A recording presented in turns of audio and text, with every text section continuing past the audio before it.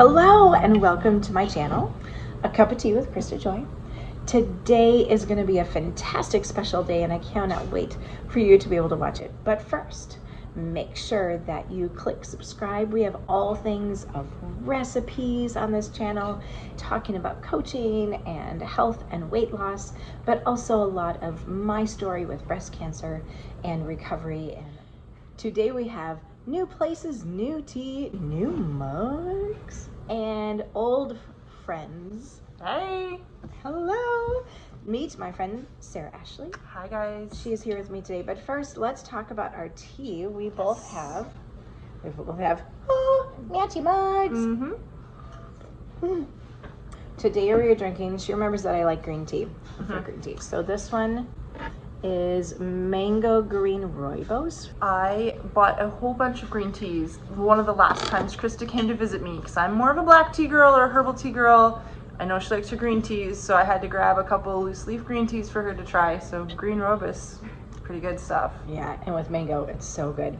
Topic today is about foraging for tea, since I love my tea so much. And Sarah Ashley recently has a new place with lots of land and has started to forage for some tea. I've been knee deep, quite literally, in my yard learning about all the different plants that I have, and I kind of want to see what's growing. We haven't been here a year yet. As I'm learning about what is growing, I kind of figure out what the plant is and if it has any uses and if I want to keep it growing or if I want to try to get rid of it or whatever.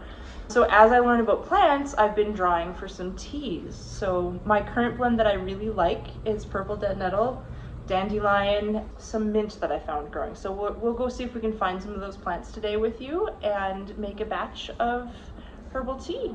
First off, a little caveat. Like I said, I'm researching, knee-deep researching. I don't know everything, definitely not. So before you go out and head out and see what sort of plants you can find in your yard that could maybe be used for teas, make sure you do your research.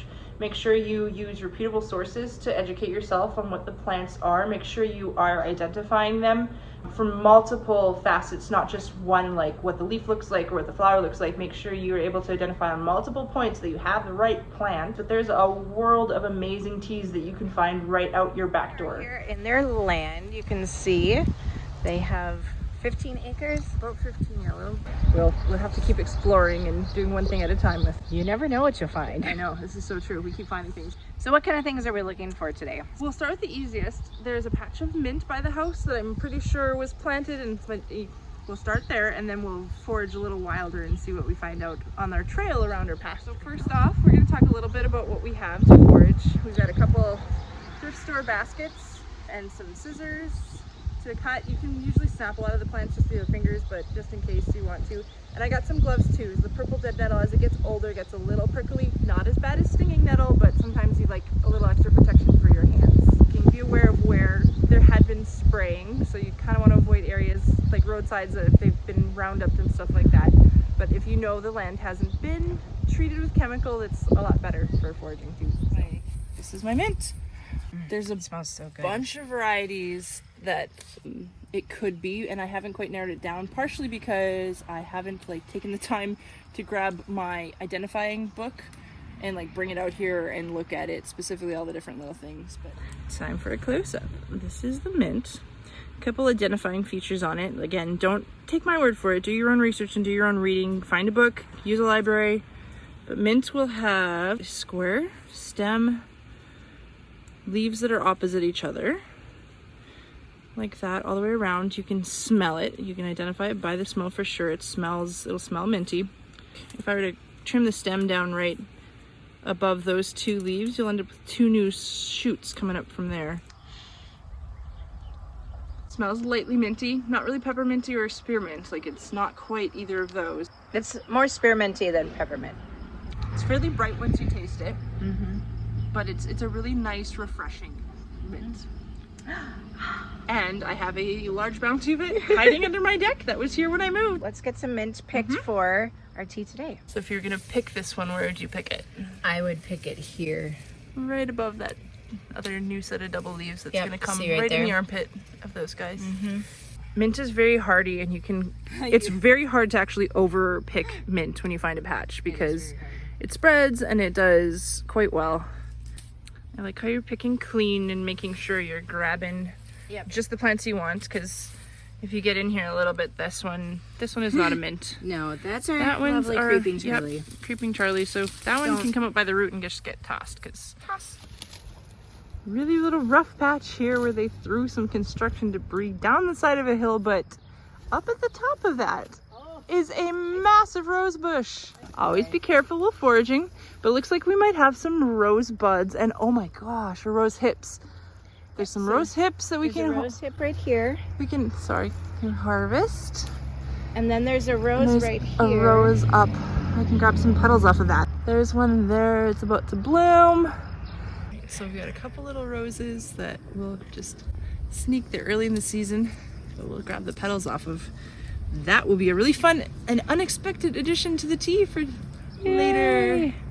What we uncovered in the pasture paddock area, it is a mullein. Makes a really good tea for allergy sufferers.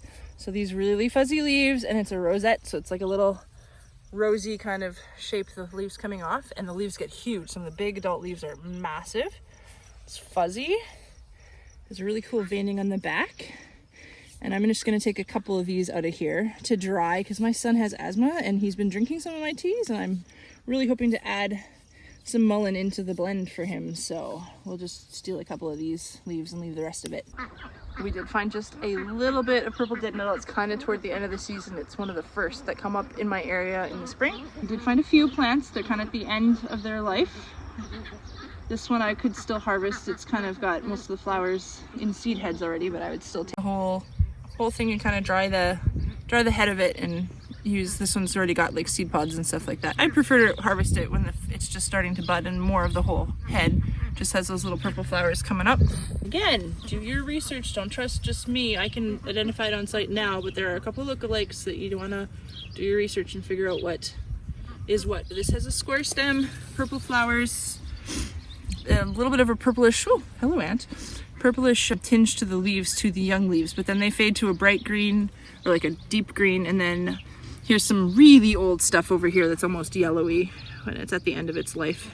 We found some honeysuckle, and so we're going to take their some honeysuckle petals. blossoms in great basket. I'm gonna throw them in my now the teacup tea's done. Throw some in there because back in the kitchen, and we're splitting out some of the flowers and the dead nettle. Yeah, so our nettle we have mint. We're gonna give it a quick rinse once we kind of have everything split up and go from there.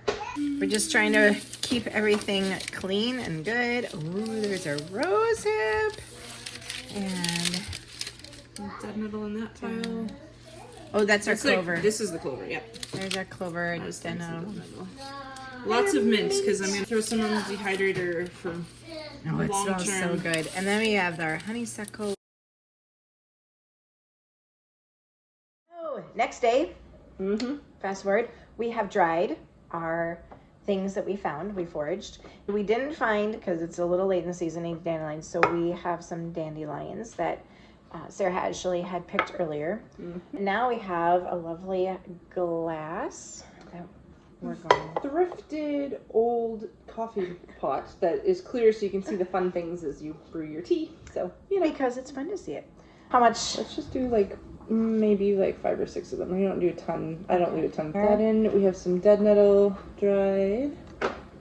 Dead nettle. We can use all of that. We got 3 trays of mint yesterday, so. Oh my gosh, it smells so good. Amazing. Excellent. Oh, that looks amazing. Let's show that off. So there is so good. our tea. I've got a few other trays of mint that we can use later on. Look at that. It's so pretty. With the herbal tea, I like to steep it like a good 10 minutes or more. We were looking and we realized we did not put in our rose buds that we had picked. Rose petals. And then we have clover. Look at the mint that was in there. Oh, baby. Oh, baby. And now we let it sit and steep. Does that just not look amazing? Oh my gosh. It's so pretty. Look at it. It kind of reminds me of one of those blooming teas. Except it's got blooms already in it, no tying necessary. Tea is ready. It's gorgeous. It's just beautiful. I chose an orange mug. It says Rejoice. It's just bright and beautiful with the flowers. Good. I chose a plant mug. It says, what a lovely plant. Must have that plant. I have too many plants. Ooh, just one more plant. And in the middle, inside when you finish, it says plant addict. All right, well, let's pour. Let's drain off the Enjoy. little bits. Oh, this is beautiful golden color.